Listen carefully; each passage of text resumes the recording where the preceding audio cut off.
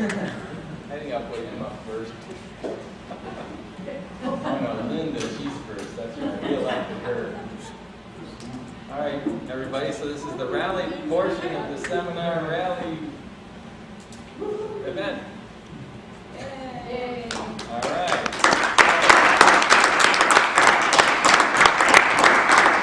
Everybody just can't wait to get up there and tell their story. So this is really the recognition part of the event, where whoever wants to comes up here. They're going to tell their story, tell what the club's done for them, or something.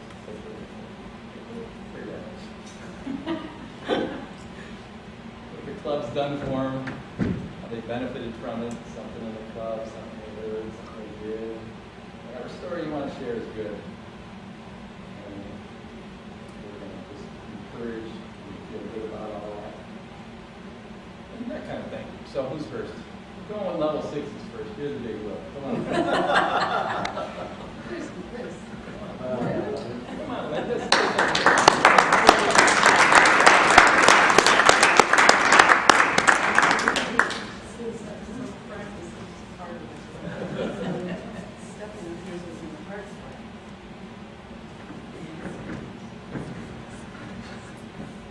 Hi. Hello. I'm Linda Crumlin, and I live on the neighbors of these people. I found out that. And they circled me the first one that I went to. Dorothy said, "Where do you live?" And I said, "That's really Concord." She looked at me and said, "Really?" I said, "I don't know." I live in Concord too. I looked at me and said, "You look familiar." And they were. And there was stone thrown from my house. So never knew it. Anyhow, I've been a member of the Oral Information Network for a little over 2 going on 3 years, I guess. Yeah, it's going on 3 years. Best really, and I lived a lot, right? And I've done a lot of things. And I am a retired registered nurse. My family was grown. I had done some spiritual background, maybe 8 or 10 years ago, into the secret and going in and delving into it. And this kind of seemed to hinge along with it. And it really subscribed to the affiliate program, but Larry tells me it's a great thing. One of these days, he got me to level 5, he would be that too. But I got 5. He said, he's priorities right now. Oops. Anyhow, I got involved in a club. And I expected some instant gratification like that. But, you know, learn things. And now that I look back at it, almost 3 years, what I have accomplished in that short period of time has been like many lifetimes to me. My first anniversary, I sent Kevin an email, and it was my birthday. And I said, I've been in this for a year, and it's probably the best year that I can remember. I traveled, I learned, and I went to so many different places. My kids were grown, they were gone. I was recently divorced. I was by myself. This gave me a really good venue to explore things that I was interested in. And boy, I learned things. I mean, the different programs, they're all webinars, but there's still all these seminars from different cities. Meet all these extraordinary people. And meet more extraordinary people. Go to places I've never been. Did things I've never thought I'd do. And then there's the manifesting, and that's kind of cool too. You learn how to do, how to apply the law of attraction. There's so much about yourself. And you grow. And things do happen for you. With like-minded people. Their hopes and dreams and desires and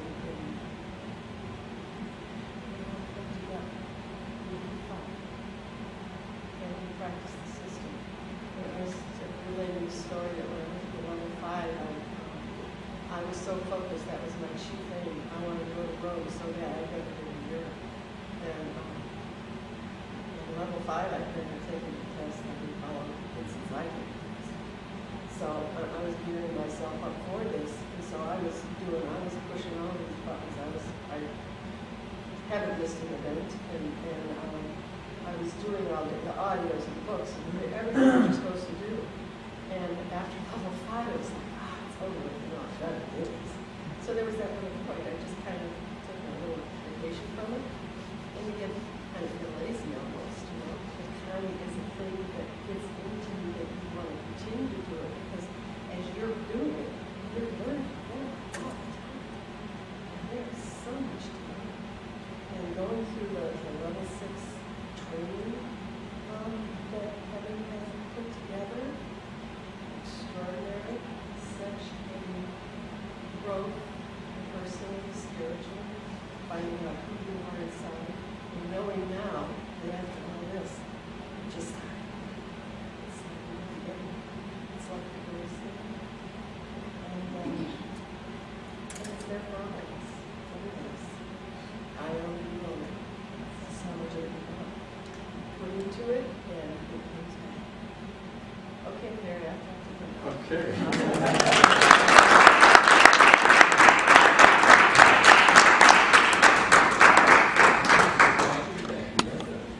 Appreciate that. Did you get that? Are you close? Okay.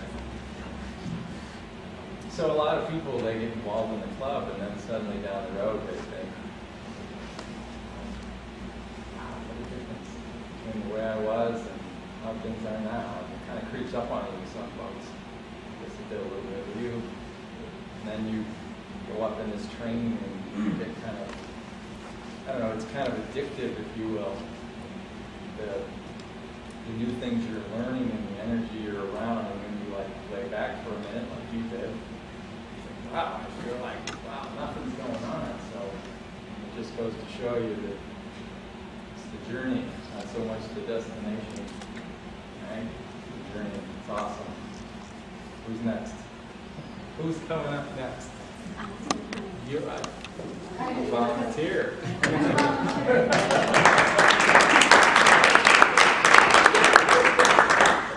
I happen to be a visionary and married to a founder. I don't want to take credit for the hard work that my husband did to get the 10 members into Global Information Network.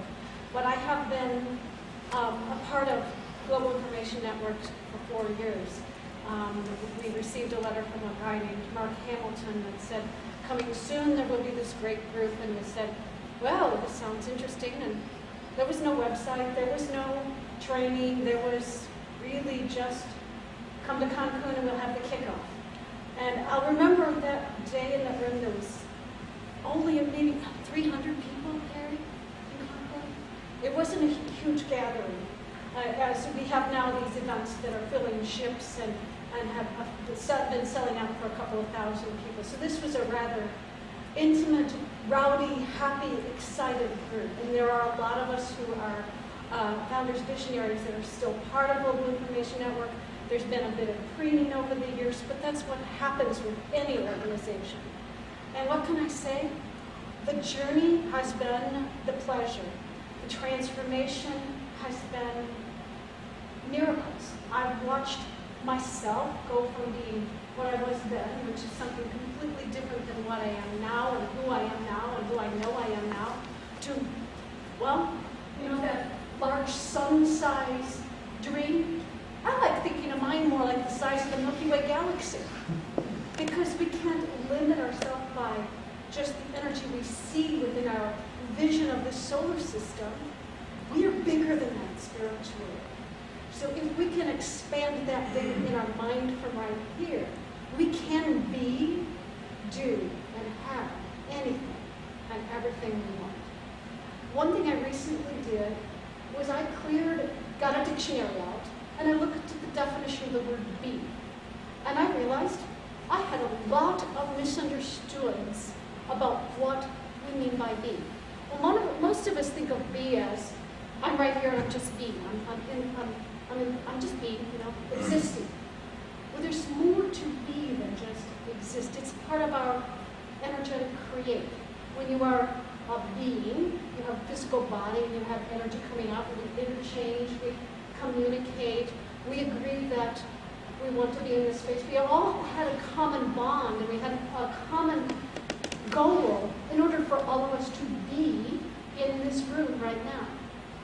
And one of the things I've learned through the Success Mastery course is that there's a lot more to learn one day at a time.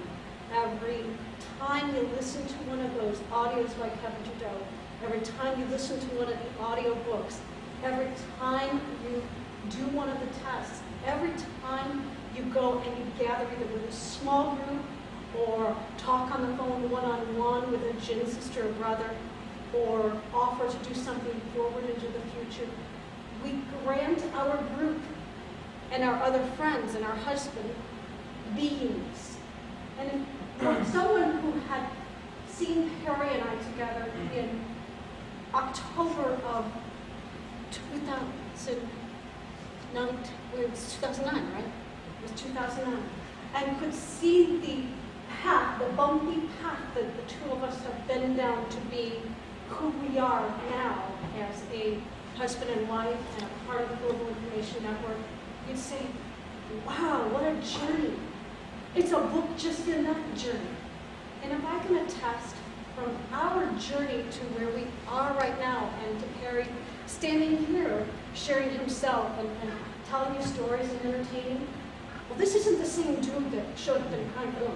His best friends, like Pat Nussarella, who absolutely tell you that there's been this transformation, this metamorphosis. It's been like the phoenix that went into the ashes, and we're watching this beautiful creature spread its wings.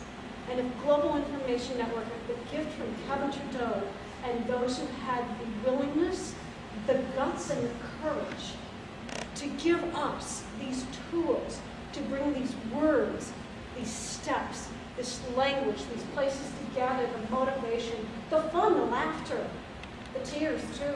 We've had upsets, and we're in the middle of an upset, but if we grant this group beingness right now, not even the federal government, not that federal judge, can break our resolve because we have courage.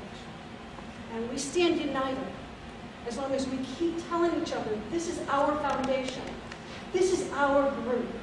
We love this group, and we thank Kevin Trudeau very much for the courage of giving and speaking all those words. And he has thousands of hours he has willingly not been paid for that he gave to this group.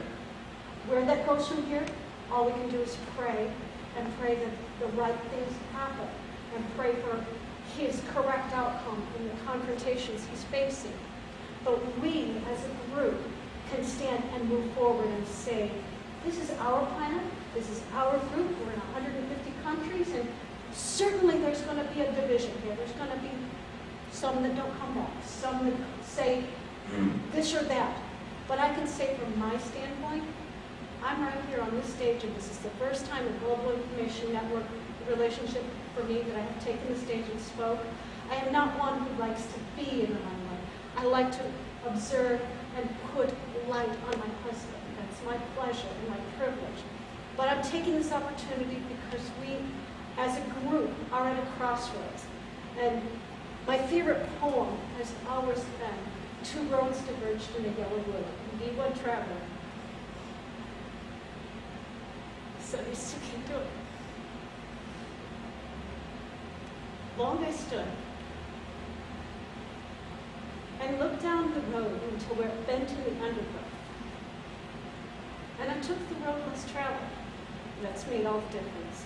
I know I didn't say it exactly the way the poet presented that poem, but those words are so appropriate right now because each and every one of us knew there's a crossroad in our life, in our own country, in our own town. Everywhere we're faced with turmoil and crossroads right now. And there's darkness and there's light. And if we can all join together and keep saying, I've got courage, you have courage, I've got your back right now, I'm a little weak, can you take the front? And I thank Perry very much for taking the front and taking this podium and saying words of courage and positive words. Not one negative word came out in this presentation, not one word of, well, it's we are making decisions and we're postulating that this group is going to exist and that the Success Mastery course will continue so that we can all continue to have wins and advance our life one step, 8-step. Yeah, I like the 8-step program much better than some other step programs. And let's stick with our testimonies. Thanks for the time.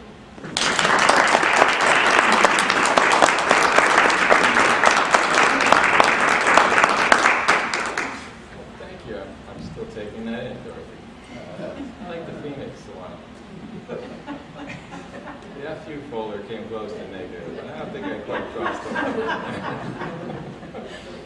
Follow-up folder for your information there, Bruce.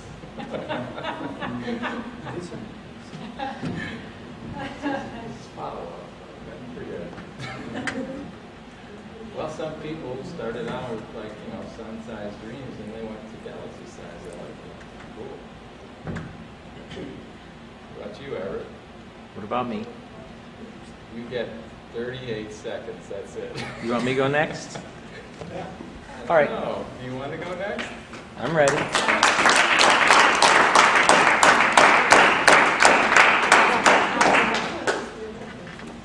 Well, good evening, everybody. Glad to see everybody was able to make it. I brought a few people down from Michigan. From Michigan. I'm not used to talking in front of groups of this size. Usually they're much bigger, so please excuse me if I'm a little bit nervous. Anyway, I just want to talk for a little bit. I know a couple of you guys heard a little bit about this, and maybe I can do it a little bit better this time than last time. But when I founded Global Information Network, I've been the type of person that felt something was wrong in the world for the last, say, 20 to 25 years, that long. Yes, I'm that old. And so anyway, what happened was I felt lost. And through being lost, I started trying to seek truth, seek information, seek knowledge. And I reached out to all different types of avenues looking at stuff. I found people, and I have to plug it, Ayn Rand, one of my favorite authors. She's phenomenal. She taught me a little bit about how to think and think about the world different. Well, then that even made the apple cart look a little bit more upside down if you start reading Ayn Rand and, Anthem and Fountainhead and Atlas Shrugged, and you start seeing, wow, this world is sort of messed up a little bit the way I see it through her eyes too. And then I found some other people like Stephen Covey. And then right after that point in time, I met this guy in the book form, in audio form, Napoleon Hill. And that really sucked me in. I was like, there I am. That's what I wanted to know about. And the one thing that I want to say is after Napoleon Hill, then here comes a whole bunch of others. Stephen Covey and Donald Trump and Laura Langmeyer and Robert Kiyosaki and all these. And I just had this thirst for learning. And I started buying all of these tapes and audios and books and studying. But what did that get me? And I like to use the analogy I used last time when I spoke at another meeting, is I was buying a bunch of bricks. I wanted to build something, but I didn't know how to build it with all those bricks. So what I found in Jen, literally, I was waiting for Perry to call me when I was on CD number 4. Yeah, I agree, some of the first ones go a little slow, but I was on CD 4 and I'm like, when's somebody going to call me about this? Because I was in already. I wasn't even through the Your Wish is Your Command, and I was in. Because what I found is that with this whole pile of bricks I had through all these different courses and building of knowledge through all these different programs, I found the mortar and the blueprints to build what I wanted. And that's what Jen's been for me. For a person who's been studying all these self-help and all these other things for 20 years, it's been the mortar that puts the bricks together. And that's the biggest thing I can say about it. And anybody that's even on the fence, or if you're an affiliate or trying to get involved in it, you know what? It will bring your life together. It will be the cement. And even my wife, she couldn't make it tonight. She'll tell you, she thought I was a good person before Jen. She thinks I'm that much better after Jen. So, and even she said she can see that transformation in me from being a good person to being even better. And so that's my goal, that's my dream, is how do I pursue that? The other thing I want to mention real quick, using the power of Jen, okay? When you have an idea, in the DNA, thank you, Perry, of the seed, is everything you need to know to grow whatever you want. I own a business management consulting firm, quality and lean manufacturing consulting, and I had all these frustrations about why doesn't somebody build a better this and build a better that and build a better that? Well, why sit back and say, why doesn't somebody build the better? Build it yourself. So using the whole Jin philosophy, Jin approach, I said, you know what? I am going to build that better mousetrap, build the better system. And I've been doing that and launched another new company again this year, and it's already starting to take off, and I see it as being, the possibilities are endless. Okay? How do I transform the world in a positive way? By using what I know. So, and again, Jin gave me that support, gave me that mortar to give me the courage to say, you know what, I'm just going to do it myself. Someone comes up and says, ask me how, I says, I don't care how, it's going to happen. I have the seeds. Thank you, Perry.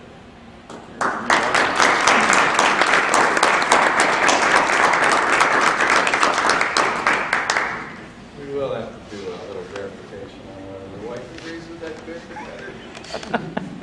Give her a call. But, yeah, I mean, there's proof positive. He was on CD4 and he was ready to get in and no one called him yet.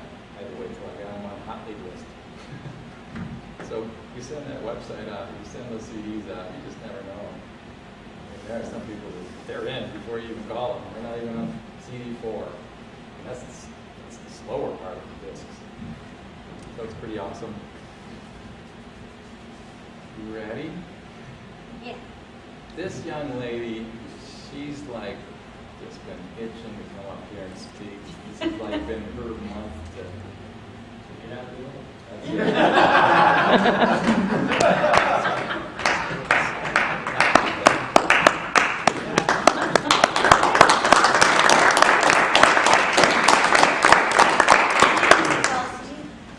And I'm just an affiliate, but I found Jin when I moved to Williamston. It was like a week later, me and my twin sister were just looking for movies. And then we overhear Everett talking about something, I don't know, it sounded really interesting. My sister, she was the one listening more than me. But she started talking to him, and I was just, as soon as we got the CDs from him, me and my sister looked at each other like, I know this was supposed to happen. You know, we knew right then and there that was supposed to happen. And then after listening to him, it was more than I could imagine. It was something that I always knew there was something better than where I was. I always wanted to be better, because I always felt stuck for most of my life. I was stuck in not a good place, you know? And I always knew there was something better. And I used to let my sister carry me around a little bit more than she should, but I'm glad I at least had her. But finally, my main goal was to feel secure and to understand myself more. And to be able to pretty much talk in front of people, I guess, like I am right now. And because I've always wanted to be a help, make a change in the world, you know, somehow. And this is definitely will help me get there. And I've gone through a lot of things. I actually used to have a lot of hard time talking. I stayed quiet for most of my life. But I started massaging my own jaw one day, and it was crooked. It was a little crooked. But now it's not. And I talk a lot more. I talk like myself. Like I feel comfortable talking. And I've learned a lot about myself in the past year. It was a year ago that I found Jin. And it's really freed me. Because I always wanted to be able to talk and feel like myself. And it's such a good feeling to be able to be yourself. And when you always knew deep down inside that there's so much more. And the past month I've it's been weird. There's been a lot of contrast and a lot of good things, but mainly the past month's been just being able to talk. Finally, being able to talk in front of people and express myself and tell people how I feel. I used to just stay shut up, but I feel free enough to be able to talk now, and I'm talking in front of a bunch of people right now, and I feel pretty okay. I'm really proud of myself.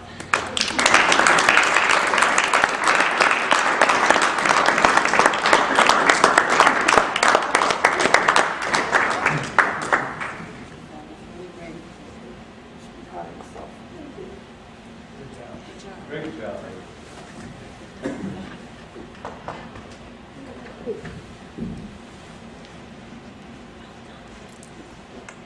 That was awesome. I'm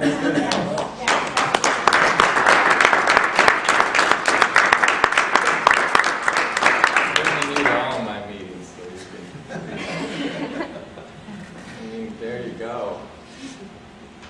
I don't even know what I could add to that. That's awesome. That is. All right. I don't know what you're saying, but you just go on.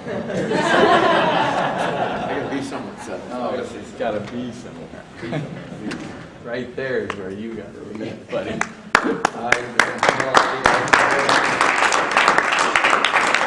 Patrick, and I live on the east side of Cleveland. I got introduced to Jim from Perry, and I've always had my own businesses. I've never worked for anybody, and been pretty successful in the business world. But I was actually kind of bored when Perry introduced me to the Global Information Network, and I learned a lot of things about energy, and Kevin Trudeau introduced us to a lot of cool stuff that a lot of attraction I would have never known about if it wasn't for Jim. And I learned some really cool things. Back in Punta Cana, I remember Kevin saying that, he said, all the training and the law of attraction, he goes, but you're a creator. And I never forgot when he said you're a creator. And that's what I've been doing, my whole life. But because of Kevin, I understood a lot more of what I was doing. And people, I think, learned and got a hold of what's going on and what you're doing. And Kevin presented us with a lot of great information. I thank him for that. Stuff that he's standing on the front line getting beat up for, and I really appreciated that. The other thing that, I learned about, you're a creator, and when Kevin basically he presented all these things that he's learned in his life, and he says none of it's his, but he's handing it all to us, and he's putting the people together to give you anything that you want in life, and because you're a creator, and Kevin, what he's basically saying, and everybody's heard all this, but it's all in you. Everything that you want, it's right there, and he's presenting all these things to realize that you can do anything you want. Get out there and do it. I've been doing it for a long time, and I just really appreciate learning about all that I've learned with Jen, and I think it's been an opportunity that's a great opportunity. You can take any direction you want and pick and choose where you want to go, and it just took a lot of boredom away from me and a lot of things that there's no end to what you can learn. You can make a lot of money, and that's great, but then there's so much else, and it's cool. Just the people in the group, when you go to the main events, you can pick and choose what you want, and you can take what's in you and create what you want. And I think that was the best line there. I got out of Kevin, you're a creator. And some people are held back, and they don't realize why. And once you realize why, there's no stopping you. You can do anything you want. And that's what I like about you.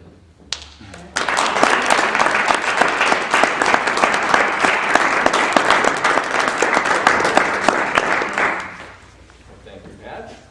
Appreciate that. That's the one. You're coming? Well, Pat's wife wants to come up, and she doesn't want me to say anything about Pat. Let me tell you about Pat. Oh. I've never known, never met. He's an incredible man.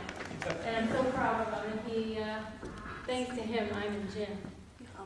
He introduced gym to me, but I need to talk to you just for a minute as a teacher. All right. I'm a science teacher, and I taught science for a long time, and I loved physics. Physics was my favorite subject. And what Jin did for me was filled in 2 blanks that made everything fall together for me. And the first one was, everything is energy. And I taught that, and I knew that, and E equals MC squared, and I got that. And then I went to Jin, and then I understood what it meant. So everything is energy was number 1. And the other thing that really hit home to me was a thought is a thing. A thought is a physical, quantifiable thing. Okay, so that started me on my journey, and I have been researching both of those things for 4 years, and I have a book coming out called I Think I Can, and it's all about the process of thinking and thinking yourself into healing or whatever else. So anyway, I wanted to draw a little picture here. I'm not an artist, I'm a science teacher, but I want you to think, this is what I learned, it's just so incredible. A thought is a thing, it's a quantifiable physical thing. And every time you think a thought, you actually create matter. Okay, and you can think positive thoughts, you can think negative thoughts. Okay, so you think the thought, and it starts to become something. It comes from something, from nothing to something, from non-physical to physical. Okay, so you think a positive thought, and it starts to accumulate another positive thought. I'm going to be successful, I'm going to be successful, I'm going to make this happen. Uh-oh, no, ain't going to happen. Ain't going to happen, no, I suck, I'm stupid, I can't do this. Okay, I can't do it, no. What happens? It starts becoming more and more and more that negative thing. And I realized that I had a really full jar, okay? And I needed to start filling this one. And that's what Jin did for me. It made me realize that I'm taking actually something that's non-physical, I'm making it, giving it mass. I'm adding mass to something that doesn't exist, and that's what we do when we create something. When we create something in our life, if I want to create a car, I start thinking about a car, and get that Porsche, and get that Porsche, and get that Porsche, and get that Porsche. And then all of a sudden, I got this huge mass, and it just has to come. Because the law of attraction, magnetically, will make it happen. Or I can start thinking, oh, that'll never happen. I'm never going to get that car, I'm never going to get that car. But guess what? I'm getting less. Okay, so that's the biggest thing that I learned from Kevin, from Jin, and I'm grateful to my husband for getting me into Jin, and to Perry for getting my husband into Jin, and to both Perry and Pat for introducing me to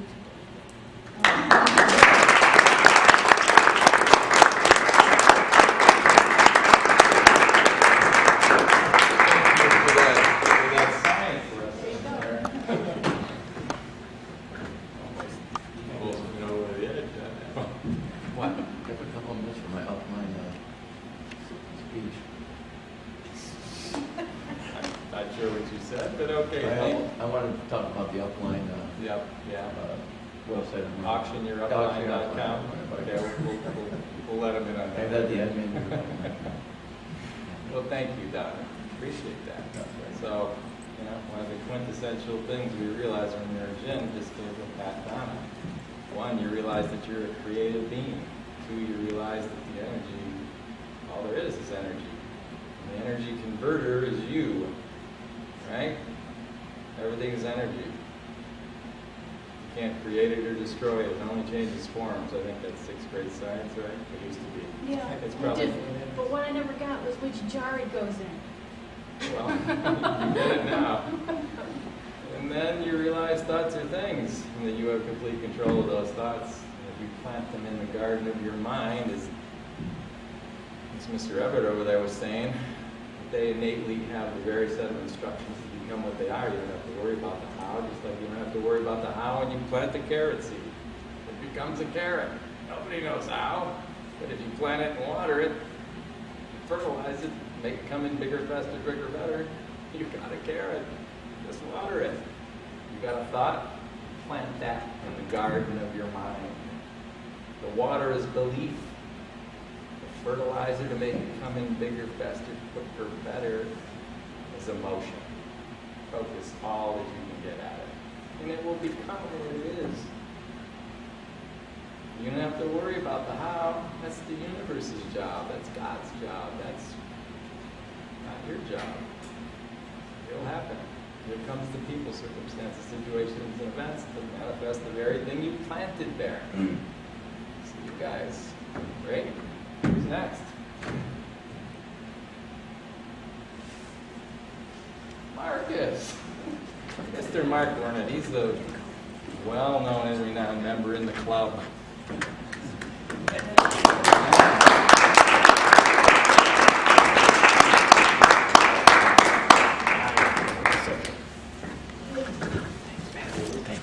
Well, I've always found that life has been real interesting. I've been given a lot of challenges in my life, and I've taken them and I've turned myself onto autopilot years ago, where it's just in a survival mode. But and I've always been, I considered myself positive. I mean, I read some books and I listened to some tapes, and they were all good, but there was no roadmap. And when I became a member of GIN, Tim loaned me the CDs, because the first one I listened to, I'm going like, does this mean I have to buy them, or is he going to loan them? Because if I have to buy them, it ain't happening. Because the money was just pretty much non-existent at that point. But he loaned them to me, and going through this stuff, I'm like, this stuff sounds way too good to be true. I mean, I've had pie in the sky things before, and they left me out dangling in the breeze. But one of the things they said in there is that you could go to seminars and trainings, and they were all free. And I go, when Tim called me about the stuff, I asked him, is there some place I can go to listen to something? Because it was still too good to be true. And he said, well, there's nothing right around here at this time. But they're singing Toronto on Saturday, and this was Wednesday. I said, well, can we go?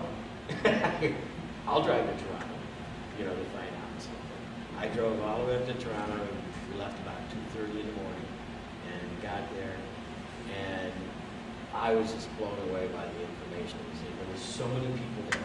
There was so much stuff going on. The people were nice. They said, well, you didn't register. I was like, I don't know what that means, but that's like, okay. Well, they let us in anyway. And so it was really quite nice. And since then, it's just been this road that keeps going up and down a little bit and up. And Kevin's always said, if you want to do something, push yourself, but don't push yourself so hard that you're creating your own, in my interpretation, of failure. If you overextend your money, then you don't have it. And all of a sudden you come in that crazy mode of, how am I going to pay that credit card bill? But he always made me relax and be comfortable with making the decision to take my time. And my time has been absolutely amazing. I have done so many things.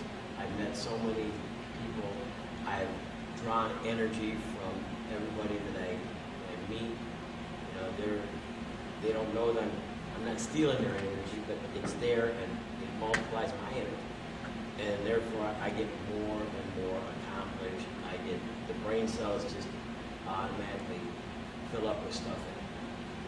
How did you think about that? Somebody asked me a question one time. I said, well, what about da-da-da?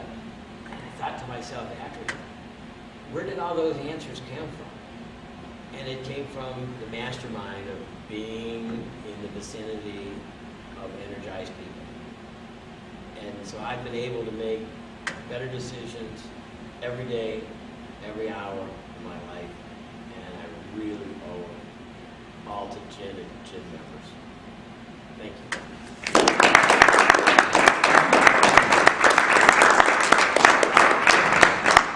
Mr. Mark, you drove home another great point. As soon as you join this club, as soon as you get it connected to it, plug into its energy. And no, you're not stealing it. Actually, we create something along the lines of what Napoleon Hill calls the mastermind. get enough people together thinking in a similar way, toward a similar end, you create this third thing, this other energy source that everyone can tap into. And everybody that's a member of this club can tap into it. You just got to remember it's there, it's available. So when you hit those seemingly adverse situations, and I say seemingly because Hill tells us that there's an equal or greater seed in these situations. In every seemingly adverse situation, there's an equal or greater seed of opportunity. So, thank you, Mark. Nice point, nice point. All right, who's next? I know you want to come up, Kevin, come on. How did you know that, I've reception since I've been in. Well, for those of you that have met me, I'm Kevin Carey. I live here in Olmsted Falls, just a few minutes away. And there's one thing that we touched on during the talk that I haven't been able to let go, so I'm going to ask the question, and it has to do with gravity. If you weighed 100 pounds on Earth and you built a ladder all the way up to the space shuttle that was circling Earth, how much would you weigh at the top of the ladder? Anybody a guess? 70 pounds. So the point is, there's still gravity up there. So if there's still gravity up there, how come these guys are floating around with zero gravity? What's happening? There's other things. No, they're actually falling to Earth. They're in a negative gravity or a zero gravity state by the spacecraft falling to Earth. Each orbit is closer and closer and closer to Earth. But anyway, that was your science lesson for the day. Your second science lesson for the day, I guess. Well, my wife, Dr. Sherry Tenpenny, and I were introduced to gin probably 3 years ago. And after 6 months of another friend of ours, Robin Sika, bugging us for 6 months, every month, did you listen to the CDs yet? Did you listen to the CDs yet? And, there's a great program. If you guys will join today, this happens. And so we were actually in the club for 6 months before she asked us, did we listen to the CDs yet? And Sherry had got through CD 4 and said, this is and she found her email later, but she sent the email off to Rob saying, this is crap, I could have done better with this. And anyway, she asked one more time, and this is where patience and perseverance come in, which was what Perry was talking about earlier. If they say no, it doesn't mean no forever. It just means no, I'm not ready yet. And that was our story. And so asked one more time. Sherry moved past the CD4, and by CD 6 or 7, she was going, this is the most brilliant person I've ever heard. And it's been that way ever since. We've both just been plowing through it, and we're at the point now with the gin program and the gin material. We recognize that we're all birds of a feather flocking together here. That we've all been looking for answers to questions that we've had all our life, and we know that the purpose of man is to serve man, and so we're looking for an outlet, a way to do that. And the gin material is how we're going to change this world. And getting it to each person one at a time, and it might take time, but as we learn the material and advance in the various degrees, that changes our frequency and our energy. And there's something that happens that you don't even realize. You go into the Walmart store or the food store, the grocery store, or the Target, anywhere out where there's other people, your energy is affecting each and every one of theirs without doing a thing. And that is the real power of the program, and of your sticking with the program and enjoying the program and advancing yourselves. So it's a very huge thing. And what KT started all those years ago, how I wish now that we're Perry was down in Cancun and had really, seen it then and then jumped into it at that point in time. But we didn't, and so you start wherever you're at, and that's the other thing is you have to meet people where they're at. You can't force them into it, you can't push them into it. We're really looking for people that are looking for us, and they're out there, and it's not as bad as looking for a needle in a haystack, but they are out there. So the bottom line of what's Gin done for us, the effect that it's had on us has really started to show within the last 9 months. And we were actually on a plan to be completely out of debt within the next year and a half, and potentially be at the point where we can go anywhere in the world that we want and do anything we wish to do. So that's the effect. It takes a while for it to manifest, so don't give up, but it's really the fire in the belly is really what does it. If you might have a defined dream, but without the burning desire, there's nothing compelling it. And I love that example you gave with the projectile and the energy behind the projectile, and that was really great. I mean, use that. But no, my royalty. and we'll do that at some point in time. But the benefit of Gin, you're going to see it or you're not going to see it. And if you do see it, then just step on board. The train's moving, but it makes stops along the way to let some people off and let some others on. It's a fluid thing. People are getting on and off the bus or the train all the time. And it's just, I really believe that this is a world changer and a game changer. And I think the reason that the attack on KT is so strenuous over, come on, one simple word, are you for real? The word easy, attests to the power and the threat that this is to those that don't see the lights on it.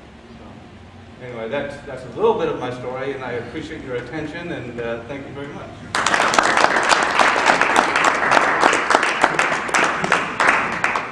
Thank you, Kevin. You made a lot of points. I'm still trying to wonder if you were trying to pitch how to lose 30 pounds. Well, that was how I was trying to justify losing food. An easy way to lose 30. I didn't pick a ladder, that was what it was. Yeah, I think you brought up a lot of great points. There's a story in Think and Grow Rich about, well, there's several in there actually, about stopping this close before you've reached your target or the goal. As you said, you guys just didn't give up, and suddenly it happened. There's a story in Think and Grow Rich about a guy that was mining and got this vein of gold, and he thought, it's the mother lode. He bought all this equipment, all these people in. They're mining, they're getting some of the richest gold anybody ever found, and then suddenly that's it, it ran out. And they all just packed up and left, sold it to the local junk man for, cheap. And the local junk man had enough brains to hire an engineer, a geological engineer. And the guy they just didn't understand fault lines. You should find it about 2 feet from where they stopped. And that's exactly what happened. This is a true story. They found it was one of the richest veins there ever was. 2 feet from gold. So don't stop, don't give up, just persist. I mean, that's the difference between people that are successful and people that aren't. Successful people, successful people just don't give up. So, thank you. Thank you. And the one about the no doesn't mean no. There's your example. Yeah. It just means no, not right now. Not right yet. Right? So you put them in that follow-up folder. Okay, Beverly, it's your turn.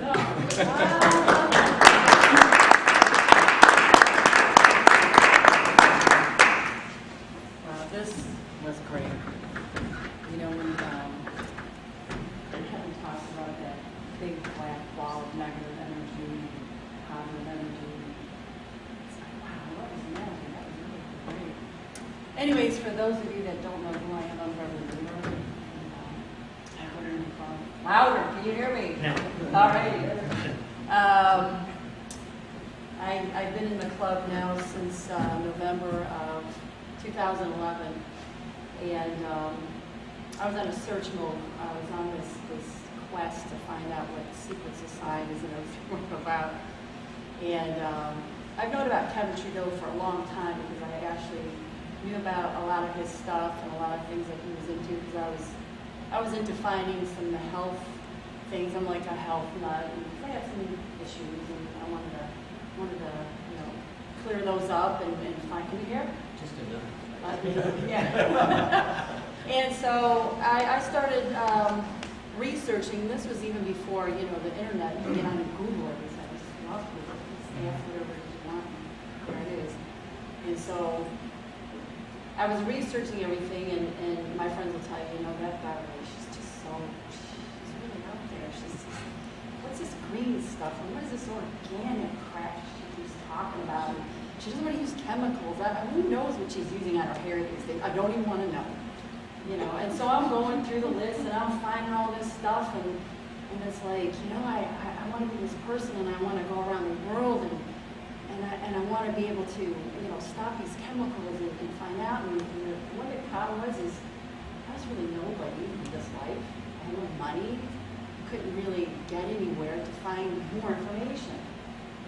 And I'm sitting there one day, and I'm like, I got about as far in my research as I possibly could. I had this book of notes. And I'm like, I'm stuck. I can't get farther. I gotta find something. And all of a sudden, the internet was there a little bit. And I get on there, and I see this Kevin Trudeau new book of natural cures, and I'm thinking, that's intriguing. So I get on the website, and I order the book, and I open it up, and I'm like, he stole my notes. Oh my gosh, I'm going down this whole book list, and just about everything that I was researching, he had in this book. And I'm thinking, oh my gosh, this is wonderful. And then he ended up finishing the book for me. Not that I'm some guru or anything like that. I was just amazed that I was even on the right track to finding a lot of this stuff. And so what's interesting is, here it was, I don't know, maybe 12 years ago or better, and my friends thought I was all nuts, and there's this movement where it's progressing into the green and the chemicals and all this stuff, and some of my friends that thought I was nuts, did you know about this product? I'm thinking, no, I didn't know. Where have I heard that before? Oh, you should use this, it'll do such and such and such and such. I'm like, really? Tell me more. And it's just so hilarious. And it's sort of like the same thing with this club. You're in here, we're all changing, and I'm trying to get this information out to my friends and family, and what are they doing? There she goes again. Oh my gosh, she's crazy. Woo. So here we are later, and I'm changing, and I'm thinking, oh my gosh, this is so awesome. I'm feeling so great. I'm standing right now, and I'm feeling all this energy. I'm just soaking on. I just want to stay here because I can feel it pulsing. And I knew I kind of had that feeling before, but it was squashed. And now that it's like it's opening up. And one of the amazing things is just having lunch with Linda and Lucy. I was talking to her. I said, Linda, I said, I have a little problem with my arms. It's really bothering me. And I said, I think I've got some stuck energy somehow. And I looked in Louise Hayes' book, and she said it was resistant. I don't know what I'm resisting right now, but I'm obviously resisting something. It's stuck, and I don't know what it is. And as I'm sitting there and I'm talking, and I know you did something energetically, because I'm sitting here right now, and it's almost gone. Dad orders this room right now with this energy, because I'll tell you what, it has really been bothering me. It's you. Soaking it in, though. You did something. He said, Didn't you yourself? but yeah, I understand that, but that's the thing, what I'm trying to say is, I get that, but sitting there with folks like yourself, all this energy right here, we have all that power, and we're just not even utilizing it all. So, I'm like, I'm sitting there, okay, this is really killing me, shaking me, it should be hurting, but it's not hurting. Wow, what happened here? It's amazing, and stuff just keeps happening and happening and happening and happening, and I get crazier and crazier and crazier with my friends. All of a sudden, that little girl who had big dreams, it's just like coming alive again. You know, and I feel like that little girl that, you know, oh, I don't feel like, I can't even think of it. You know, that's just so crazy. That's just so crazy. And I'm sitting there thinking, yeah, but it works. I'm doing it. And you're telling me it doesn't work, it's not going to work, and I'm doing it. I don't get that. Yeah, crazy is good. I'll be crazy, it's okay. And while we're on the subject of crazy, I already told a few, but you're going to laugh at this. This is really hilarious. This is how crazy I am. You know, when we talk about manifesting and stuff like that, and, you know, one of the things is I thought, you know, okay, as soon as we do all of our work and our stuff comes in from our delayed gratification, you know, I'm going to know I made it when I get myself a special watch. And I know exactly which one I want. And crazy about things on the internet, I love screen capturing everything. You know, at Steve, so I'm screen capturing Vacheron Constantine watches and Patek Philippe, and I have my favorites. So I screen captured it, I shrunk it, I edited it, and I got it just that size. I cut it out, I had it on paper, and then I put clear contact paper on. I'm like, okay, this got to be durable. I'm going to wear this. So then I got a little Velcro strip, went to the store, I cut out the watch, I go, yeah, that's that size. Got it, and I wear it. So I've got like these little paper watches in my camper. So every day as I'm blow drying my hair, I get out a new paper watch. Look at that. As I'm blow drying my hair, I'm looking at myself with the watch on, you know. And I was getting so into this that I went to work. And I'm like, somebody cutting hair, must be on the barber. Oh my crap, I got that watch on. I'm wondering if any of my customers are sitting there like, okay then. Now she's wearing paper watches. Very interesting. It's right, guys, twice a day. Okay. I'm like, I can't believe I just did that. So I'm taking it off. Oh, nobody saw that, you know. And I had to laugh to myself. And I did it again this week. And I'm like, oh my gosh, another paper watch. This is great. You come home to my bathroom, you'll see all these people watching lined up. But, you know, it's going to happen. I mean, I'm just feeling it. So this is the beauty of it, because it's that dream that it starts with a crazy thing like that. And that's what happens. And the crazy dream about getting here and getting to level 4 was actually going down in a meeting and introducing myself to Perry or the other notes and say, hey, I'm Beverly. I don't even know who these people were. Can I take a picture with you? I'm manifesting another level, you know? And 1 year later, here I am. And it's like, how do I do that? I can't believe I did that. And it was just taking a picture, you know? So I know that Patek Philippe is coming.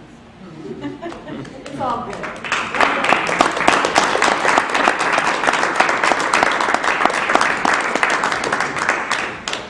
It's always an inspiration to hear you speak, Beverly. That you brought up some awesome points. Like the energy.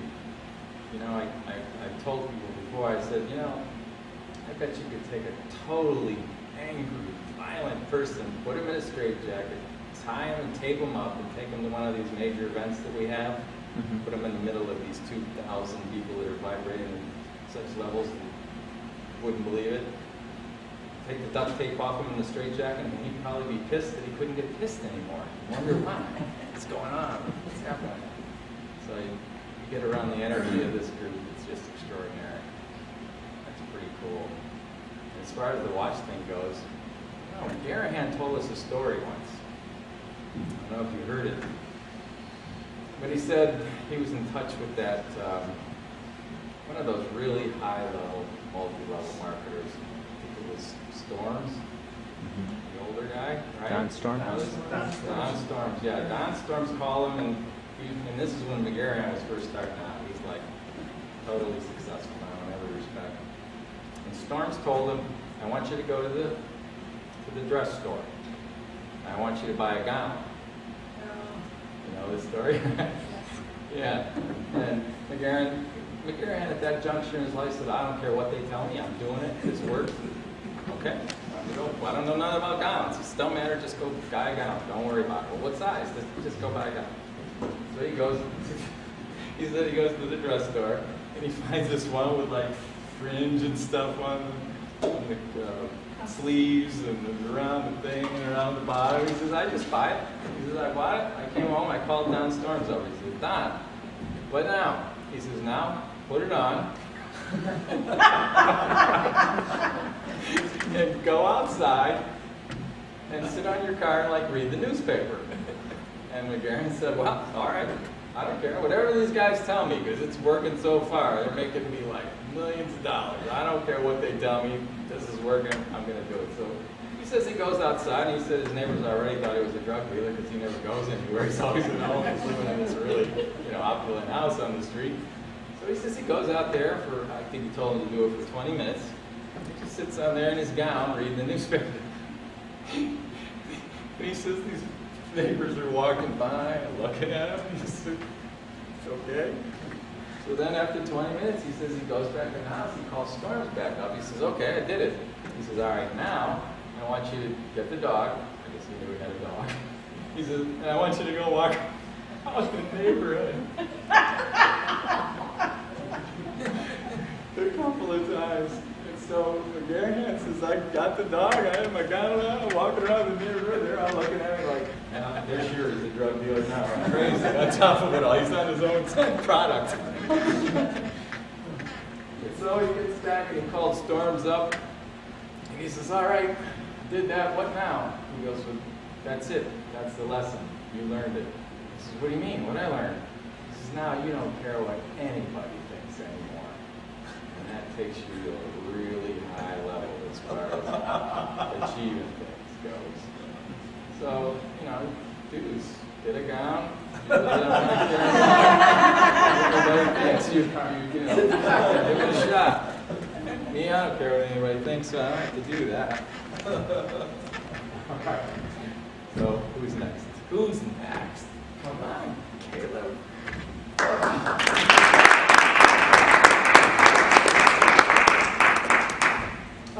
I'm Caleb. I don't know if I've met all of you. I haven't met Beverly yet. Just listened to her speak. It was lovely to speak, by the way.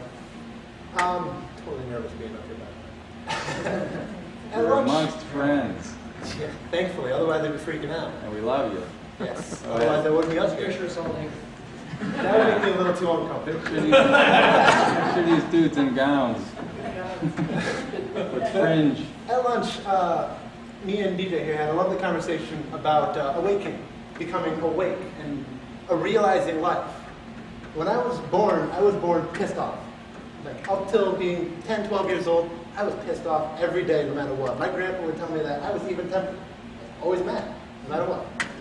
And that was a pretty true way to describe how I was. And then, at about 10 years old, somebody introduced me to something on the computer, and I started learning. I became obsessed with learning. Google became my best friend. I even tried starting a church of Google in 2nd grade, and the school shut that down very quickly. I don't know why, but they did.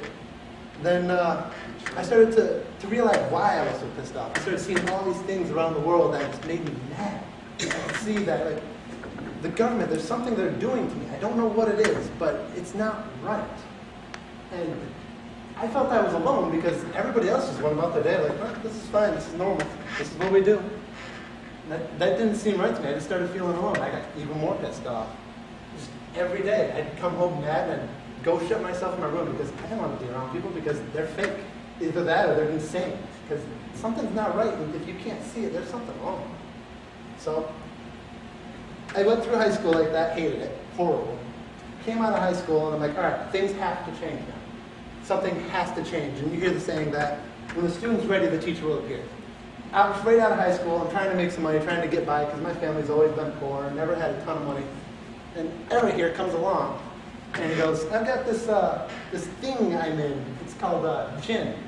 I'm like, okay. Went home, Googled it. Obviously, I believe strongly in Google. I started a church. And I thought, look, there's something to this. I didn't think, oh, this is the answer to everything I've ever been looking for, but this is something. There's something there to it because it was a little different, a little eccentric in a way. So I checked it out. I went to a meeting. I talked to him. I met Perry, and I joined because the people I met were just a little different than everybody else I've ever talked to. It's not that you're all insane. It's just you didn't seem actually insane. You don't say you are. You're really not. You're the ones who are actually sane, actually a little bit more awake. I think that I woke up when I was 10 or so years old. I woke up to the idea that there's something else out there, to start learning, to start growing, and being more. That was my awakening. It's been very slow, because I tell you, whenever the alarm goes off, I hit snooze. I don't know how you guys do it, but I hit it 6 times. I legitimately have 6 alarms set to my phone to wake me up every morning. I don't get out of bed. But gin was the final alarm. It smacked me in the face almost. It said, get up, it's time to go. And I started to truly actually change. Just the other day, I started a job recently, about a month ago. My new job, Career Center, it's a little place where everybody learns specific skills. I do computer repair there. And I'm just walking through the hall one day, smiling, just doing my thing. And a lady stopped me, and she said, I want to thank you for smiling every day, because just seeing you walking through these halls makes me happy. Because somebody needs to walk through a smile, even when things are bad. Because I joined that job at the worst possible time to join. When school started, when you got 300, 400 kids pouring in, breaking computers left and right. And I literally had 300 tickets to get taken care of. I'm down to about 100 now, but still chaotic. So what happened when my grandpa used to tell me I was even-tempered, always mad, to suddenly this person thanking me for smiling? That was gin. Gin made me actually start to smile, start to change how I felt, how I walked around, how life actually was. So that's my story. That's what gin did for me. It made me smile. Thank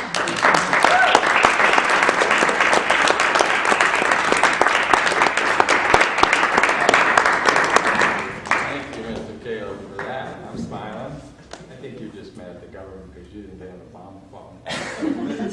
Yeah, I like my iPhone though. They ran out of bomb phones when you got to the line. Yeah, that's a great story. Thanks, man. Thanks for sharing it. It's the first time I shared that. Anyway. And you did it very well, too. Just move that thing out of the way so you could, I had put to it be out open. there. Me. That's it. I was not at all. No, gave us the profile. I like that. A couple of times this way. Good. Maybe a modeling career, Victoria. Yeah. There you go. You're in. Handsome, young, good stance. Maybe I should be a model. You pull it off well. All right, thanks. I know you want to come up, Bruce. You guys know the infamous Bruce? Steve? Oh, Steve wants to come up. He's itching.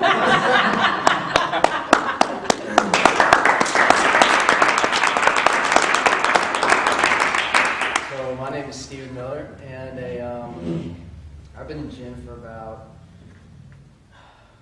a little over a year. I joined in August 2012, I think it was. Perry's my sponsor. Basically, my story is I've always actually been a happy person. Just kind of, I don't know, always kind of go lucky, kind of, just happy, I guess. But it wasn't until after I graduated from high school that I didn't really know what to do. And I went to college, and I told you this story, I believe. I've always thought that let me start over. When I was in high school, I did some production, TV production, and I've always wanted, I've always liked that stuff. I've always liked cameras and different things. And it was, I guess the lesson that I'm going to teach today is who do you listen to, which is one of the biggest, first points that you hear on the Your Wish is Your Command. I went to college after I graduated high school. I went to college, and first thing, who do you listen to? I listened to my dad. He said, Steve, you're going to college.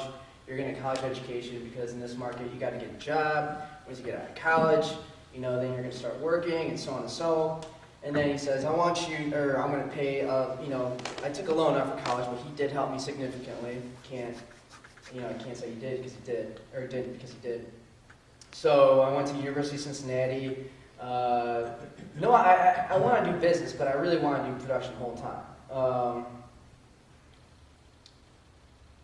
Knew that I had to get, who do I listen to? I listen to my dad. My dad's very, he's very old school, and he's a great person. I love him. But, he just wanted what was best for him. But he was kind of brainwashed by what society expects and what a lot of people expect. You get a job, you go on to the workforce, and then you pay, put 30 years, and then you get a 401k. So I said, okay, I guess I'll do the same. Because I was always happy-go-lucky, I do what people tell me. And my emotions started changing into just kind of being happy-go-lucky to kind of saying, this isn't really what I kind of want to do. And, I learned a lot through college and through business and stuff, but I never really listened to hear. I never listened to myself. So never listened to my gut feeling. I never, really, I kind of took people's word. When you're a kid, an adult's word is a rule. It's pretty much, you don't question it. So, I went to college, and it wasn't until I think it was my junior year that it was towards my end of my junior year that I was doing a co-op program. And, I got my business degree because I was like, I like business, and, so I actually sat down with my counselor, and she said, well, what do you want to do in business? You want to do accounting? You want to do marketing, finance? I said, where can you make the most money? And she said, finances, you make a lot of money in finance. And I said, okay, well, sign me up. I was more on the money side, but I didn't, again, I always put that production side of what I was doing in high school, which was, and I took 3 years of that course, sophomore, junior, or senior year, and did a bunch of projects and stuff, but I never really listened to my gut. I was always kind of, get a good job, and after that, then you join the workforce.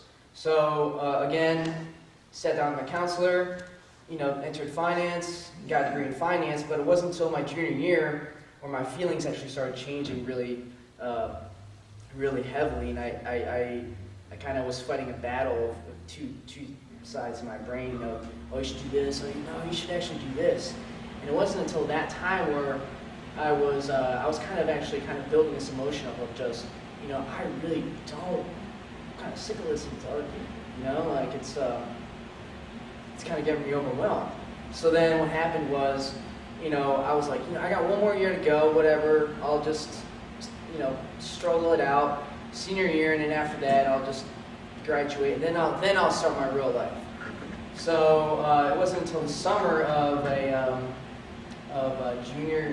summer of junior year, after junior year was done in college, I got these CDs from Adrian, which is one of our friends, and then basically he told me, he does business with my mom, and he actually gave the CDs not to my mom but to me, and I guess I attracted her. So he says, you give these CDs to Steve, I just have him listen to it. My mom thought it was music or something like that, and then I didn't even know what was in the box. Your Wish is Your Command. I said, what is this? But I always knew that there was something more to life than just getting a job and doing. And nothing was wrong with the job, but the point I'm making is that I knew that I wasn't really happy. And that was the battle that was fighting within me. I wasn't listening to what was up, to what was down here. I was listening to what was up here, and had all these programs from people just telling me what to do, and it was a constant battle. So I started listening to these CDs after CD5. CD5 was, that you can actually create, and that you can actually mandate what you want. I'll drop something real quick, pretty much. This is, my mom told me this a long time ago, and it's pretty on the dot of what I think, you learn from Jim. And, you got your brain. Your brain is actually a computer. You can put whatever you want in your brain. You can put good things, or you can put bad things, or you can put good things. Just whatever you want, and then the more that you put in there of that, it's going to attract. So it's just a box. It's just a computer. So, apparently I was feeling so good that I was going to be done with college that I tracked these CDs in, and it wasn't until CD5 that I actually started, putting this to thought. And then I was like, oh, you know what? This is, I'm finally actually listening to myself. And after that, I signed up. Or after a year out of college, then I signed up. So I actually listened to Your Wish Is Your Command for a full year. Got out of college. Then I just, I called them. I was like, yeah, I have to do this. And once I did that, I started thinking on the side of production. And it wasn't until springtime where I got involved with the movie, and just even putting things in the box to just what you actually want and listening to hear. It's actually really simple how to work this out. Right now I'm a level 3, but I go back to listen to Your Wish Is Your Command, and some of the things that Kevin says is so jaw-dropping when you hear him say, if you think about something, if your belief is high, then just listen to your gut, because your gut is going to tell you whether you're attracting it or not. If you get a good feeling, if you think about something, you get a good feeling, you keep thinking about it. If you think about something that you want but you don't believe, and you get a bad feeling, stop thinking about it. Because you're doing too much work, you're carrying way too much, you're not letting it come in. So this goes on with what you read in other books, it's just asking is given. Long story short, it's kind of all over the place, but long story short, my message is that it's always about putting, listening to what is on the Success Master course and practicing it, because if you don't practice it, you don't know it. And, I emphasize the point of who you listen to, and always listen to yourself, always do what you want to do. And, I got an internship in videography over the summer. I did a movie. I became assistant producer of that movie. Started making other contacts. I got, I went to these mixers, met producers. It's insane. It's all about what you put in this box. And if you feel good about it, keep thinking about it. If you don't, then it's not the right time. That's all right.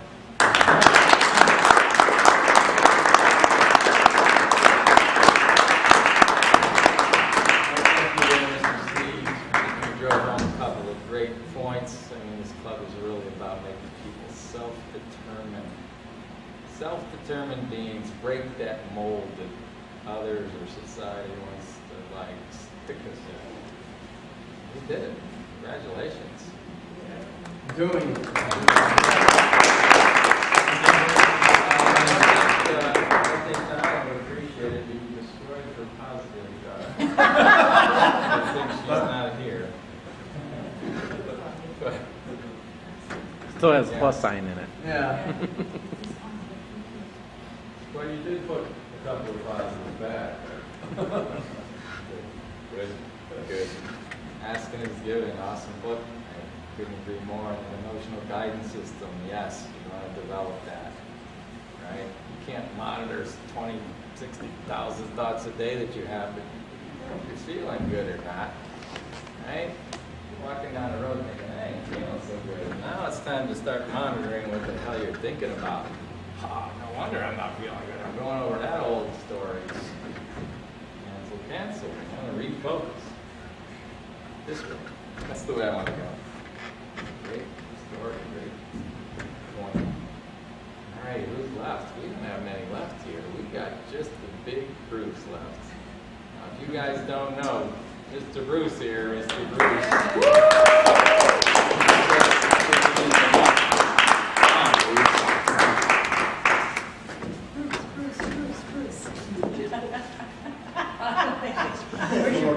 Yeah, where's the cattle? Okay, I wish that I would have found Jim when I was Kelsey's age, Caleb's age, or Steve's age. You'll I'm get glad I it. found when I found it. I also am a visionary. In a couple weeks will be 4 years I've been part of the club.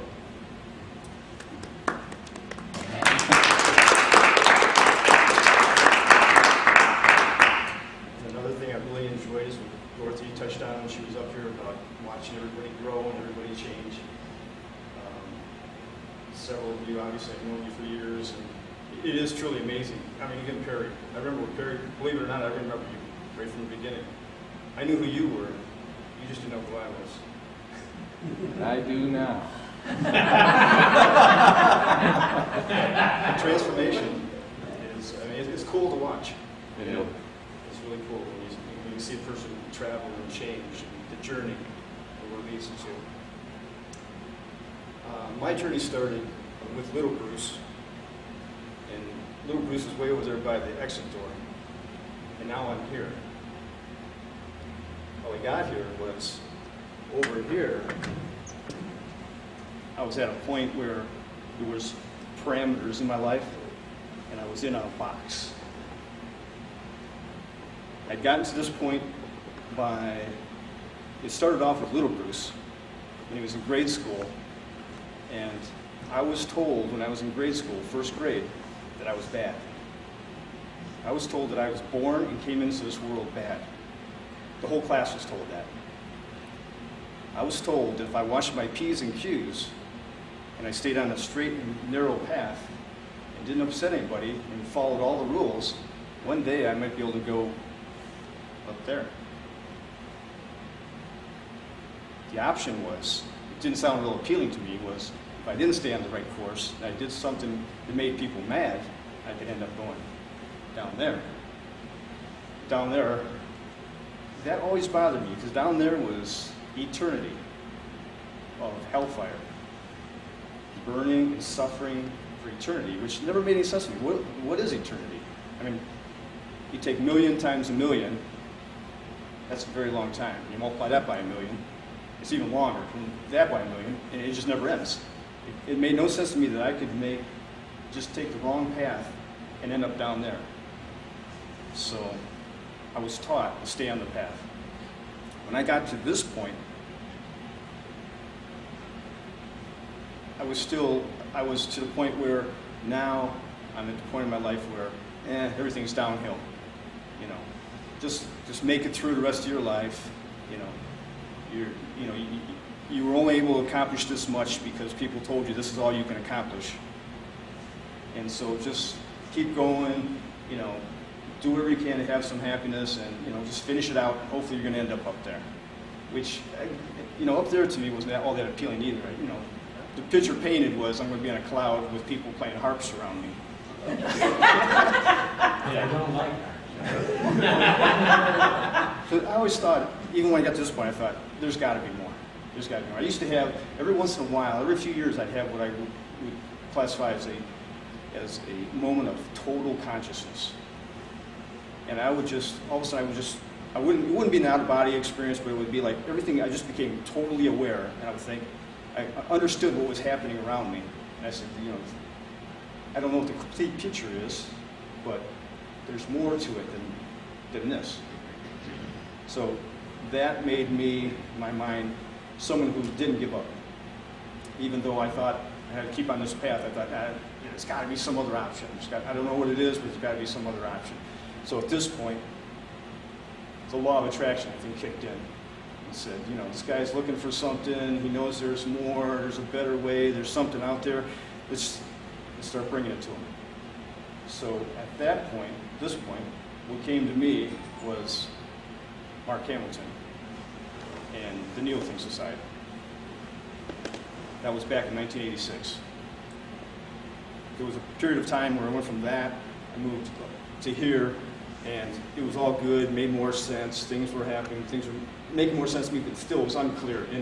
And I knew there was still more than that, because the Neil Think Society, though their intentions are good, it doesn't move. There's no movement. You know, the intentions are good, nothing's ever accomplished. So along came the Global Information Network. Mark Hamilton sent me a letter, said, hey, take a look at this. This is a great club. This is something you should look at. This is something that will make your life better. So, you know, I wasn't that interested in it, but I thought, Mark says it's good. I respect Mark. I'll check it out. I got the wishes or command, started listening to it, and I was hooked right off the bat. It was kind of like somebody was saying earlier, I think it was Perry, that when I found out about it, they didn't have to chase me down and nag me. I went after them. You know, this was all resonating with me. I wanted to find out more and more, faster and faster. You know, so I don't remember if Dorothy said it or not, but at the beginning when you said there was no website and nothing, it was a leap of faith, but it all sounded good. And I thought to myself too, I said, you know, Kevin was representing him and his club as something that has to do with people who know what's going on. They've got the secrets, they got the big picture, and I thought, I'm getting an opportunity, a once-in-a-lifetime opportunity to be part of this club. So I got to take advantage of it. And never regretted it. And there's, you know, in the process of growing, it's not all about the money. Hopefully, you know, the money's part of it, but it's who you, as Kevin said, it's who you become. You know, I have on this journey with Jen and through Asking is Giving, finding out about Abraham, I now feel like I have all the answers I need for everything, which I was always looking at. My whole time in my life, I was always looking. I had a handful of certain questions I needed answered, and I got them all answered. And so I feel like I'm at peace. I feel like the parameters are off. Square is gone. I now know that I'm 100% responsible for myself. I mean, the parameters were set up by my teachers and the government and my parents and the medical community, but then I finally, at this point over here, realized that I'm responsible for myself. You know, they've imposed this on me. I don't have to accept it. So, at this point, you can have, be, or do anything and everything you want. I mean, we hear that over and over again, and it's true. You put your own limits on yourself. By putting limits on yourself, you can accomplish whatever it is you want. Whatever your dreams are, whatever makes you happy. And it's funny, too, younger people here, it was funny to hear Kelsey say that she always knew there was something more, and she was all upset, and I'm thinking, geez, you're just a kid. We've been around so long doing this that our neural pathways are so deep that it was a lot harder to overcome what we've been taught, what had been drilled into us. But and then Beverly mentioned the big ball of negative energy. You know, at some point, in the Wishing Years Command, when Kevin mentioned that, I thought to myself, at that point, I was really negative. You know, I kept seeing all the bad things in the world. And then I started realizing, yeah, I need to shrink that ball and make that big positive ball of energy get bigger. So, as far as I'm concerned, you know, usually you say this when you're younger, but I feel like the sky's the limit. Whatever. And the other really good thing about this club is the people you meet. I mean, it's just a handful of people here, but I mean, everybody who came up here to speak, I was so impressed. And, you know, you all looked polished. You all looked like speakers. I mean, Jen empowers you to make you feel good about yourself, and that is projected out. It's really impressive. And I've been involved in other clubs, and there's a sense of people going through the motions, people doing things they feel like they should do it. When you see somebody up here speaking from Jen, you can see it's all coming from your heart. It's all part of you. So, I'm glad I know all of you, and I'm glad I'm part of Jen. And the way I think about Jen now is, there's no way it could end. It's just going to get bigger and bigger. Along the road, you know, we find ups and downs. Stay positive and stay focused, and it all evens out. Goes up. So to me, Gin is, and Kevin always says it's 4th year, still in its infancy. All I can see is Gin is getting better and better and bigger, and because the marker Perry all said that Gin is changing the world. I mean, I recognize that, right, or it was Kevin who said that. I recognize that right from the beginning, that Gin is definitely, if you want the world to change,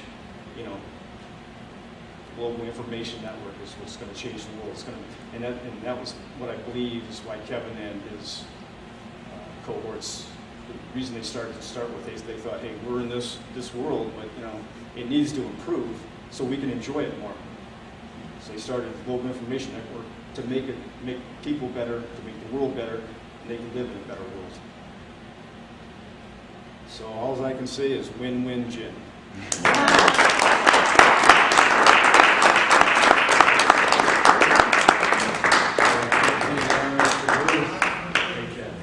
They told you were bad when you were a kid, but I was bad.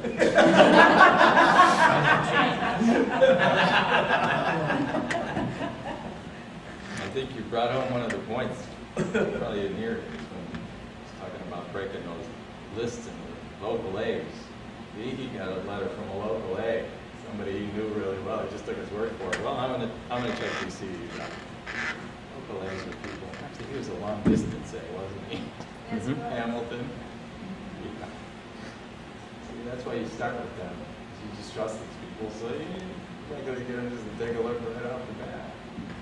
But other than that, I think you brought home the point very well, and that's what the whole club's about. Learning, you have the power to be able to have whatever it is you want. Anything and anything you want.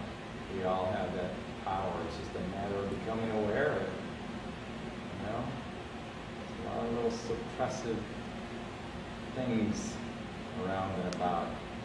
People don't realize how powerful they really are. Everybody in this room is. You brought it home real well, probably, about the power of just being around it and what it does for it. So, fantastic. Anybody else want to share?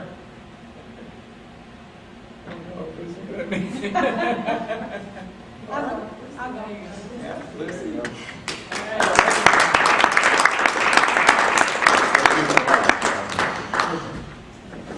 It's funny, my brother isn't here because he probably would have been like pointing at me since I was the one who did that to him the last time. He was hungry not to go on.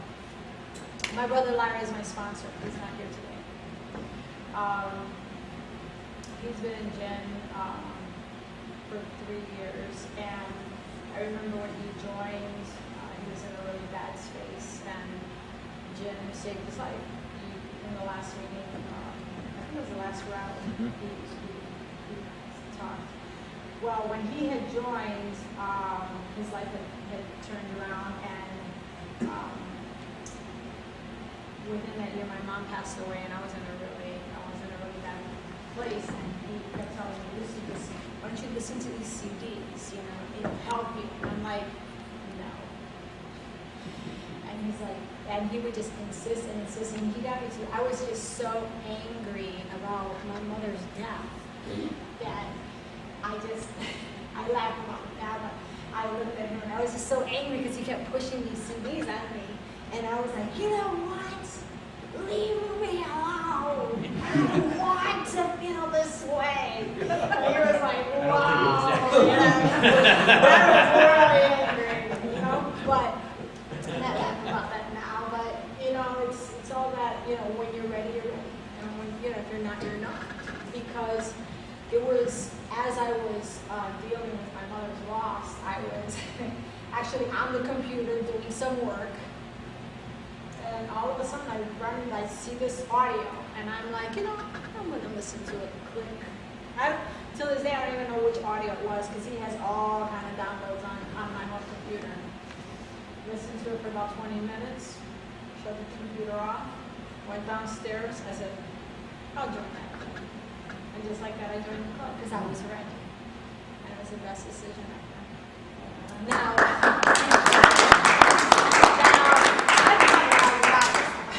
so I took the deferred payment. And it's really interesting because I often thought about burning desire, that whole get the burning desire. And you can say it all you want, but unless you actually feel it, you don't know what that feeling is. So I did the deferred payment, didn't save any money. So here it is, 2 months before I had to come up with $1,500, and I started to panic. And I was like, all right, I don't know what I'm going to do.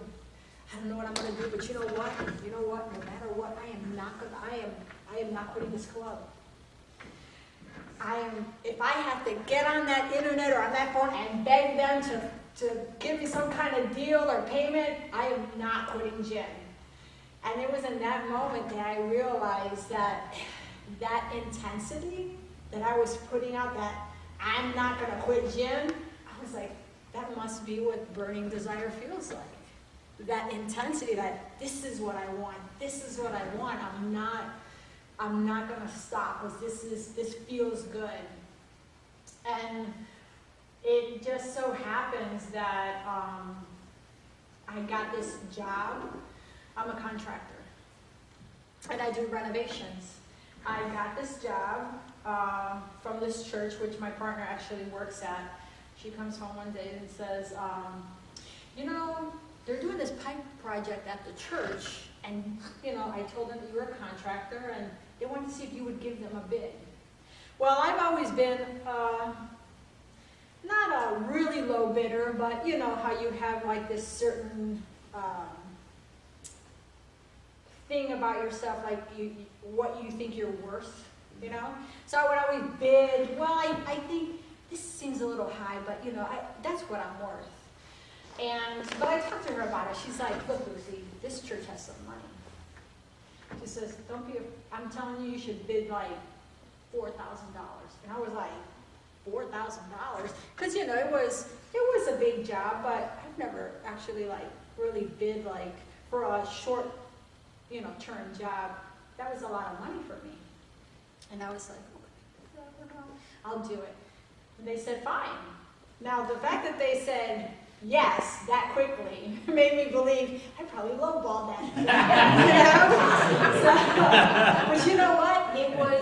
That job took a week and a half. And in a week and a half, I made $4,000. And I paid for my...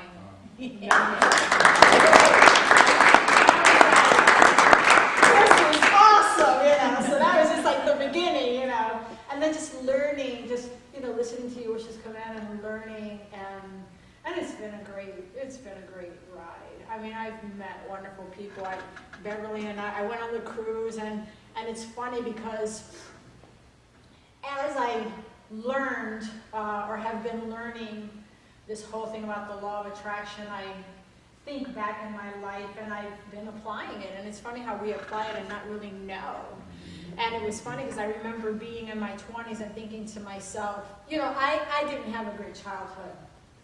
I had a stepfather who was very terrible, but one of the things that I told myself was, I'm not going to let that man break me. And thanks to my mother, who was a very strong woman, I had a lot of self-esteem issues, but when I was 20, I always thought to myself, in my life, I want to own a house. And that was a big deal for me, because I never thought I would accomplish that, as silly as it seems now. I want a house. I want to have a new used car, because I always had those beaters, those two, now it's $1,000 beaters, but when we were in 20s, $500 was a lot of money,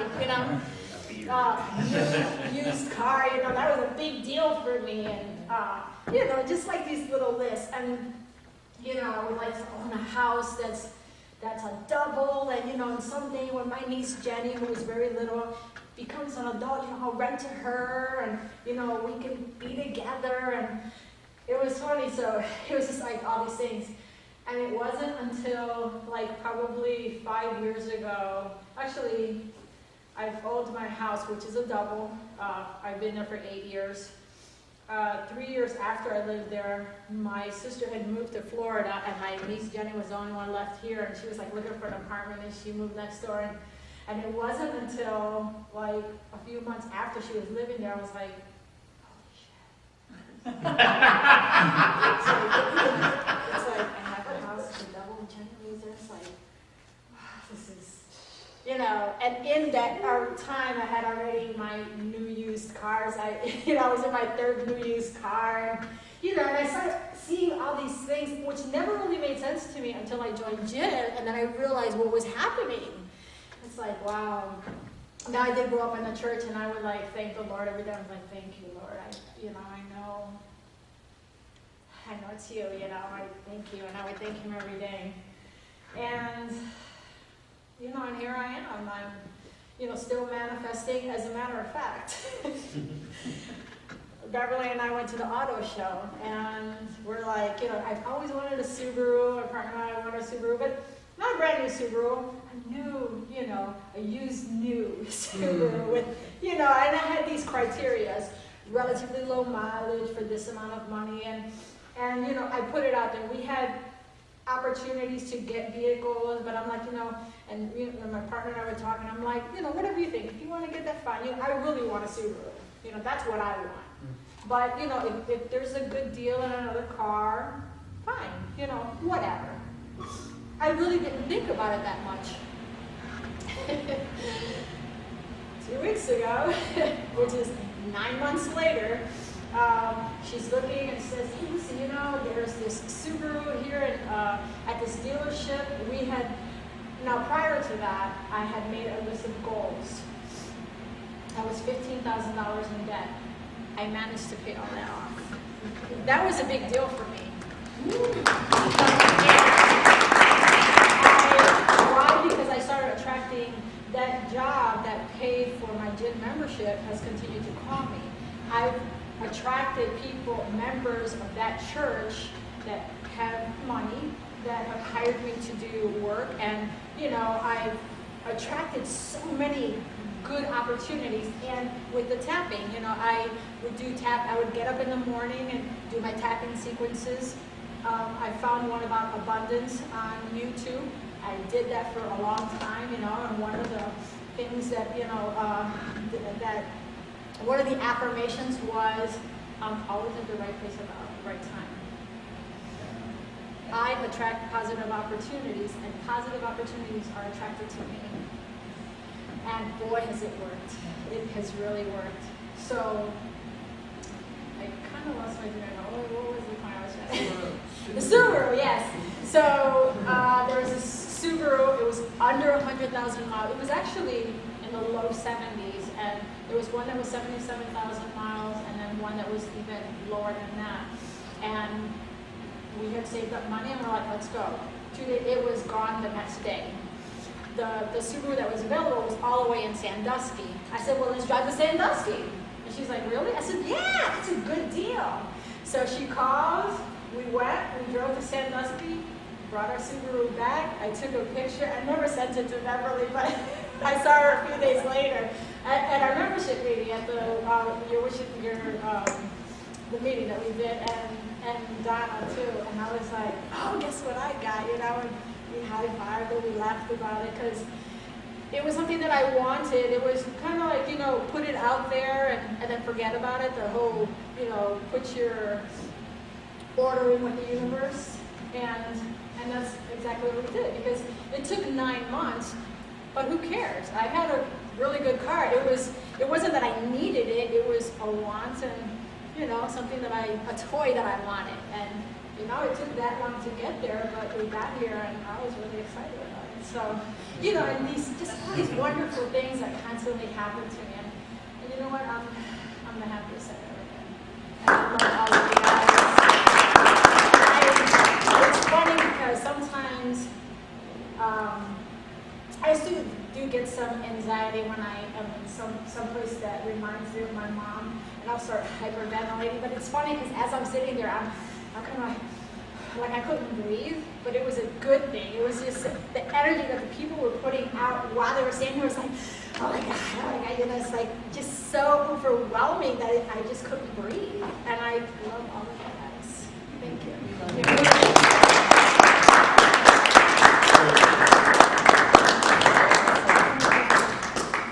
Wow, thank you.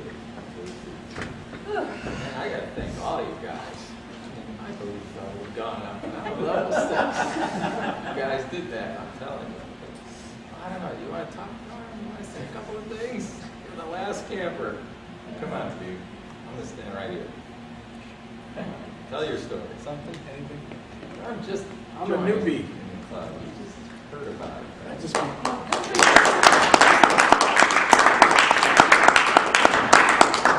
You can do this, Mark. I was driving and I heard the infomercial on the fire. I called and got the CD. And Harry called, followed up, and I got the set. You know, and I just knew. I've been following the path for a long time, studied a lot of teachers, and I've had ups and downs in my life. Last year I thought I was done. I was in a compound interest company. I mean, I struggled all my life, basically. I had a lot of money. But I was making a lot of money every week, just money. And then I was supposed to get a multiple six-figure payout. And that was it. I was just going to keep rolling, reinvestment. Silver, gold, because the dollar's not going to be what it is. It keeps going the way it's going. But, so everything fell out. I had a career job, part-time. My health was the other problem, my back, my knee, and then sleep apnea. Everything just crashing down.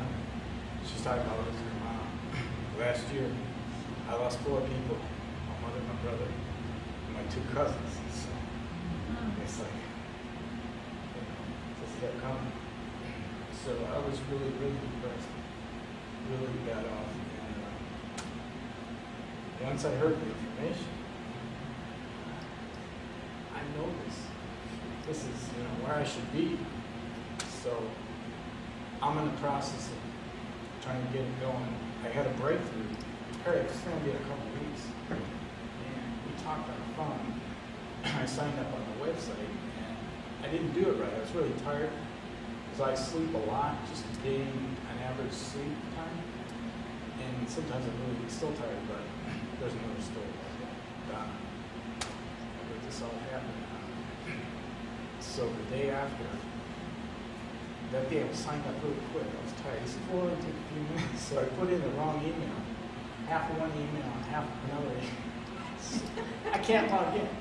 So they're working on it. They're going to get me squared away. But he introduced me to Donna. And I already knew about tapping. I've already done some of that. But we did a session this morning over the phone for about 2 hours. No, it was about an hour. A little over. And it was great. It was really great. And then when I got here, I was going to come because I wanted to do that for Perry. I owed that to him because I know it was great. And he's pulling me, and I got these great CDs. And I have my shorts. I said, sure, what are my shorts? I said, I could go for an hour, drop off the CDs and hit the park. Do some more. And I'm compelled. I was compelled to stay, compelled to come back. I can't believe it. The energy y'all talk about. When I was in the early session, I started trembling when it was time to leave because it was just too much good positive energy in one place. You don't find that everywhere. You read, research, and you try to reach out for it. We have it in one organization, and then we have a local group. Blew me away. He told me to come. Not in a while. So I'm trying to move ahead. I think I made a good contact today. We're going to talk. Maybe see my hotel. Go forward. Join. Got money down. They go into the events and just the material. I'm blown away for, just with that program, but there's much more. It's going to be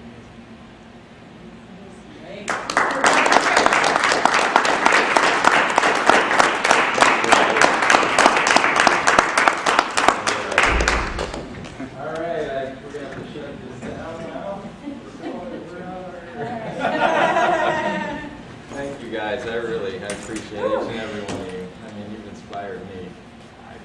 Well, thank you, Perry.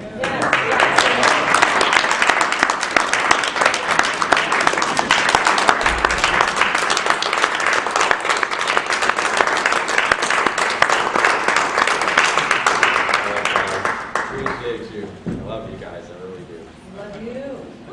Thanks for putting it together.